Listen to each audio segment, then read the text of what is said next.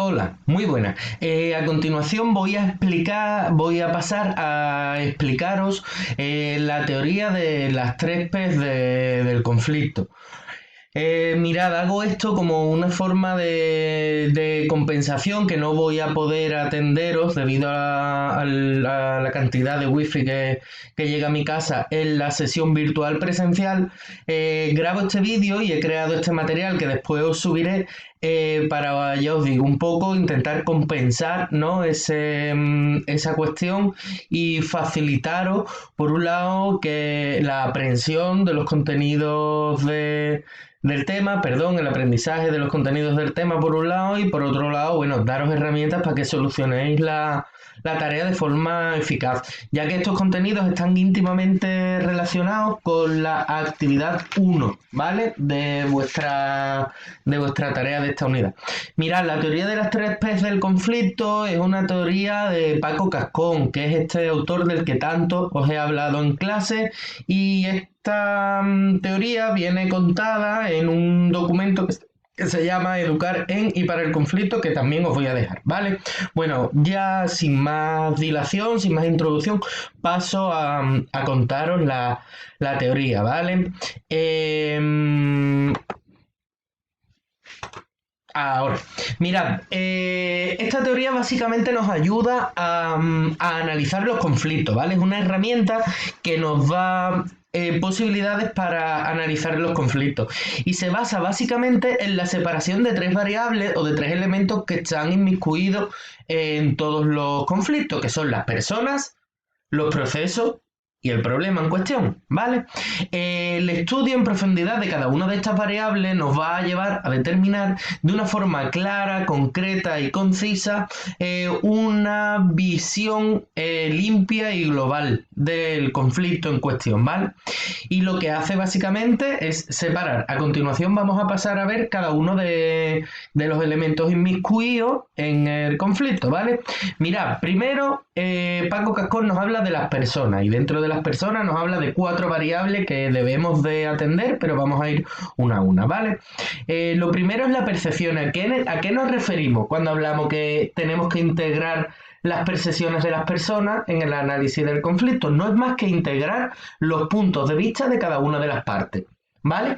Y tenemos que conseguir que cada una de las partes sea capaz de expresar su punto de vista, su percepción del problema y que sea también, muy importante, capaz de escuchar de forma activa y que sea capaz de conocer cuál es el punto de vista de la otra parte, ¿vale? Sencillo.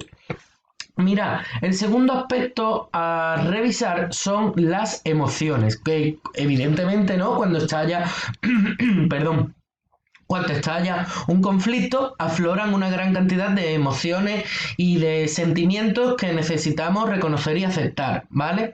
Y por tanto, ya con un punto de vista quizá más de intervención, más que de análisis, en nuestros procesos de mediación tenemos que buscar los espacios, crear los espacios para que esas personas puedan sacar a relucir esas emociones y que esas emociones, la forma de sacarlas a relucir no sea de una forma destructiva, ¿vale? Sino, bueno, de una forma pacífica, positiva, constructiva, dejar que las personas, pues bueno, afloren y expresen esas emociones que están sintiendo debido o durante el conflicto, ¿vale? Y por último, bueno, por último no, en tercer lugar, la imagen. ¿A qué nos referimos cuando hablamos de la imagen? Cuando hablamos de la imagen es lo que comúnmente, coloquialmente llamamos el vas a quedar de o voy a quedar de, ¿vale? Es el prestigio social, el prestigio personal, el estatus, el impacto social, cómo yo soy visto en la sociedad debido a ese conflicto, ¿vale? Que está todo muy íntimamente relacionado con el ego, ¿vale? Que esto de la imagen es muy importante tenerlo en cuenta a la hora de analizar los conflictos y a la hora de intervenir, ¿vale? Porque, bueno, no atender esto de una forma correcta nos puede llevar a que una de las partes no quiera acogerse o no quiera centrarse en una posición de solución, ¿vale? Y por último, bueno, la idea que nos lanza Paco Cascón en último lugar a este respecto es que ambas partes en el proceso de mediación tienen que sentir que salen airosos, es decir, que su imagen sale reforzada y que no sale ninguneada o que no sale pisoteada, ¿vale? Y en cuarto lugar y último lugar, sobre las personas, hablamos del poder, ¿no? Paco Cascón, en toda su teoría sobre los conflictos, dice que bueno, que las relaciones humanas existen de forma normal, de forma casi natural, los desequilibrios de poder. Por tanto, es parte de tanto del análisis como de la intervención de los conflictos el intentar intervenir para reequilibrar ese poder. Es decir, para bajar de su privilegio a los que están arriba y para empoderar a los que están abajo, de forma que queden de una manera igualados, ¿vale? En la lectura que os voy a dejar relacionada habla del apoderamiento o el empoderamiento, por un lado, y por otro lado habla de la disidencia. Habla de la disidencia, es muy interesante, os dejo la lectura y recomiendo que la hagáis, ¿vale? El segundo elemento central es el estudio del proceso, ¿vale? El proceso que ha mantenido el conflicto. Y el primer aspecto sobre el cual debemos de pararnos a analizar el proceso conflictivo es la comunicación, ¿vale? Es parte central que analicemos cómo se ha dado la comunicación y en concreto cómo se está dando la comunicación destructiva y cómo podemos controlar esa comunicación destructiva.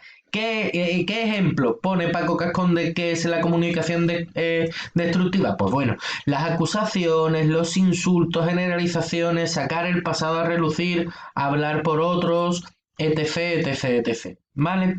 Es muy importante que pasemos del tu mensaje al yo mensaje, es decir, tú es que siempre me hablas de esa forma, a pasar a decir, mira, perdona, es que yo me siento vulnerado, yo me siento tal por las palabras que estás diciendo. Vemos, ¿no? Como hemos pasado de utilizar el tu mensaje al yo mensaje. Esto es un contenido que, bueno, hemos trabajado ya en algunos módulos y que si os interesa, pues por el foro me pedís información y os paso información sobre contenido relacionado, ¿vale?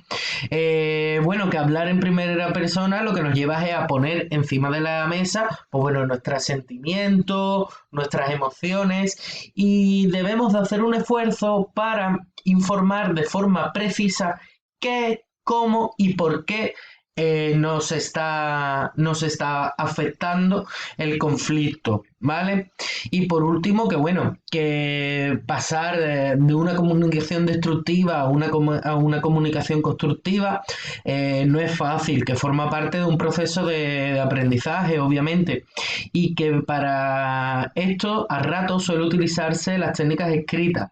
Las técnicas escritas nos sirven para pasar del tu mensaje al yo mensaje, porque bueno, nos ayuda a eso, ¿no? A reflexionar sobre qué me afecta, cómo me afecta, por qué me afecta y quizás, bueno, trabajar en un primer momento la expresión escrita nos ayude a poco ir trabajando la expresión oral e ir adquiriendo esa destreza emocional comunicativa, ¿vale?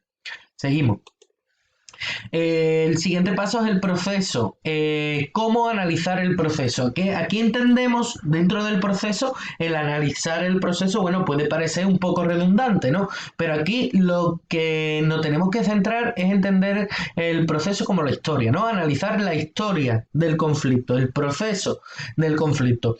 Y para esto, bueno, nos pueden ayudar una serie de variables, una serie de preguntas, ¿no? Que es cómo se desencadenó el conflicto, qué factores fueron sumando para que el conflicto se hiciera cada vez más grande o todo lo contrario, o qué influencia o qué factores han hecho que en algún momento el conflicto se redujera, bajara de temperatura, ¿no? Y bueno, y también qué soluciones han sido ya ensayadas, qué resultados o qué propuestas, ¿vale? Reflexionar un poquito sobre la historia del conflicto y sobre aquellos elementos que nos puedan dar una información interesante sobre la historia del conflicto, ¿vale? Y En cuanto al proceso, el último paso del que nos habla el autor es el del consenso, ¿no? Educar y establecer procesos de consenso que permita de una forma constructiva y sobre todo compartida que cada una de las partes pueda expresar y sacar a relucir cuáles son sus necesidades ante ese conflicto.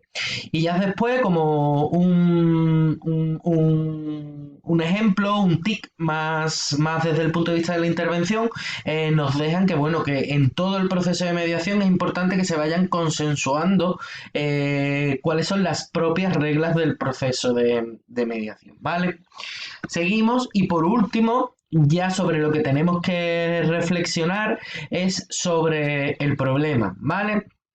La reflexión del problema va a estar centrada en algo que ya hemos estado trabajando en clase, que es el PIN. Recordad que el PIN es el estudio de las posiciones, los intereses y las necesidades de cada una de las partes ante el conflicto.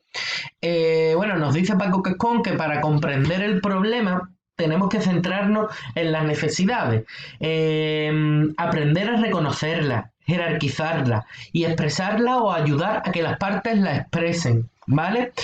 Que centrándonos en las necesidades es cuando podemos ir explorando cuáles son las posibilidades de solución del conflicto, porque centrarnos en las posiciones nos llega a la rápida confrontación y a un rápido callejón sin salida, ¿vale? Recordad que las posiciones es ese punto intermedio, esa respuesta inmediata, más visceral al conflicto y que esto nos va a llevar a una contradicción, ¿vale? Y por último, bueno, que el objetivo final es llegar a saber cuál es el problema, cuáles son los problemas que están en el centro del conflicto y cómo se pueden solucionar. Es decir, detectar necesidades y explorar los caminos de la solución, ¿vale? Pues bueno, querido grupo, espero que este vídeo os haya ayudado a comprender mejor la teoría de las 3P del conflicto, basada en el trabajo de Paco Cascón de Educar en y para el conflicto, y espero también que os ayude a resolver la tarea. Así que sin más, estamos en contacto. Hasta luego, gracias.